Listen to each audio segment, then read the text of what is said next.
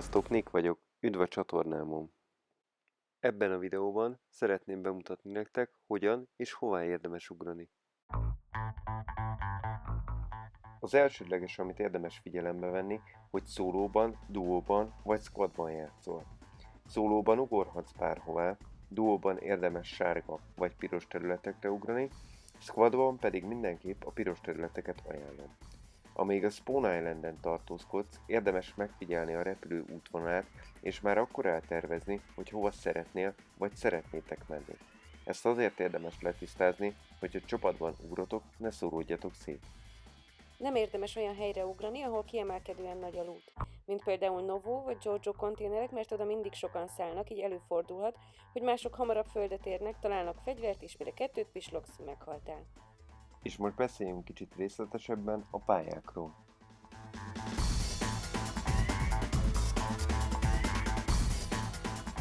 Erangel az első és a legtöbbet játszott pálya, így nem árt, ha tudjuk, mire kell odafigyelni. A térképen a sárga a közepes lootot, míg a piros a magasabb zsákmányt jelöli. Azok a területek, amik nincsenek színnel jelölve, ott általában gyenge a loot, ezért érdemes nem oda landolni. Tanácsos minden települést, kisebbet, nagyobbat megismerni, mivel a repülő útvonala mindig változik. Fontos tudnod a garázsok helyét, hiszen itt mindig van jármű az útmentiekkel ellentétben. Mindazonáltal ezekre a helyekre sokan ugranak, így neked kell a leggyorsabbnak lenned. A garázsokat fehér pin jelöli a térképen. Flare gun lelőhelyeket is elhelyeztük a mapon. Nagyon hasznos és különleges loot, ami a boxban van, de fontos letisztázni, hogy a játék elsődleges célja, hogy minél tovább túléld. Ezt úgy tudod elérni, ha olyan helyre ugrasz, ahol megfelelő mennyiségű a loot, de az extrém nagy loot flare gunnal jelölve általában nem csak nagy zsákmány, hanem sok ellenséget is jelent. Tehát itt nagyobb a kihívás, jobb ha észnél vagy. Miramar a második pálya, ami bejött a játékba, mérete 8x8 km, ami megegyezik Erangel-lel. Mégis a sivatagos jellege miatt és a települések közti távolság, valamint a hegyek sokasága okán jóval nagyobbnak tűnik, és pont ezért ezen a pályán mindenképp szükséged lesz scope-ra és sniperre. Azért snipert úgy lehet találni. Ezen a pályán azért rákja.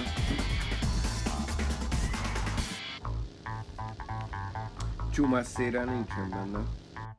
Itt mindenféleképpen városba kell ugrani, mert a kisebb települések még szólóban sem adnak elég lootot.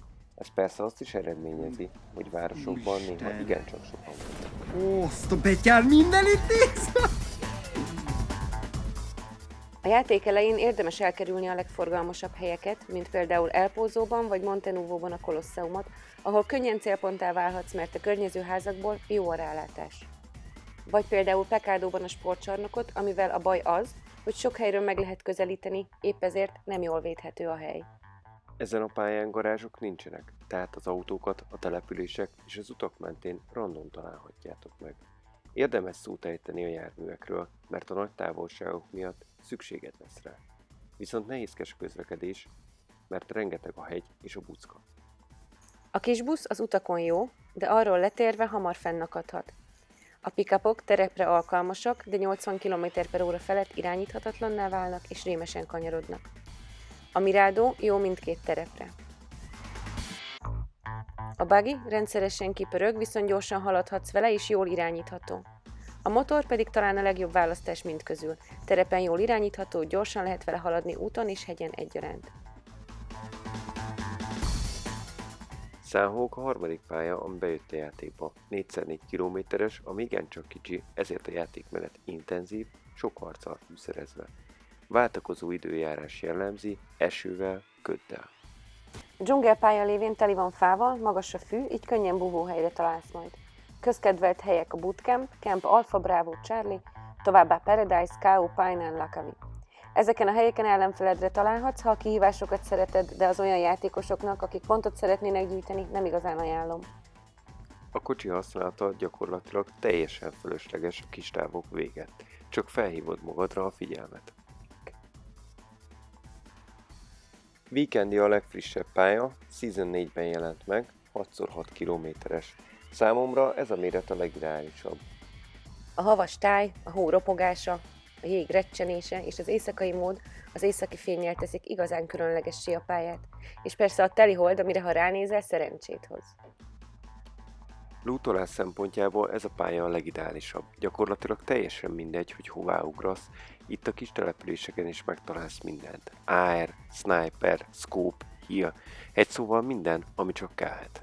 Nagyon nagy arányban találhatsz fegyvereket, hármas cuccokat, sőt, a flare gun sem ritka az ilyen raktárakban. Ha ide vagy ehhez hasonló településre szállsz, garantáltan nem jársz rosszul. Összességében ez a pálya a legideálisabb azon játékosok számára, akik szeretik a jó lootot, az autókkal, a hójáróval való csapotást, és nem riadnak meg a harcoktól. Körülbelül 1500 métert tudsz elugrani, és további 300 métert repülhetsz el az ernyők kinyitása után. Mikor ugrani készülsz a repülőből, ennek megfelelően jelölt ki célod, máskülönben szaladni kényszerülsz. Ezeket a távolságokat jelöltük a térképeken.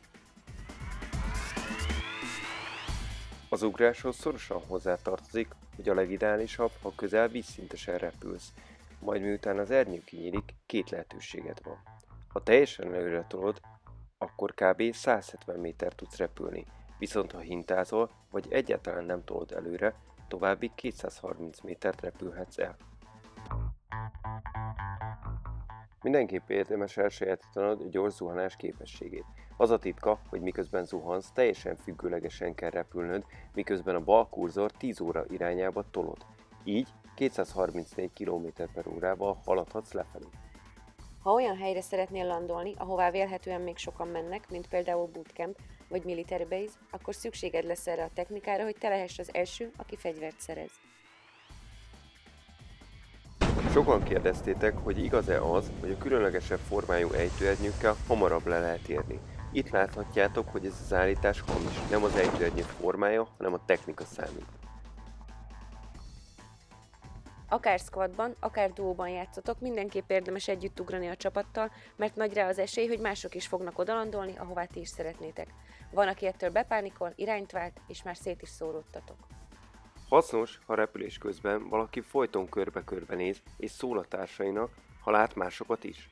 Így marad időtök kitalálni, hogy merre repüljetek tovább, váltsatok-e irányt, vagy felveszitek-e a harcot az ellenséggel egy gyors lootot követően. Ők lehúzzák ide lentre, úgyhogy mi ide fölülre befészkeljük magunkat, jó? És akkor majd utána megpróbálunk harcolni, csak legyen valami loot. Ha tetszett a videó, és kíváncsi vagy még több PUBG tartalomra, iratkozz fel a csatornámra.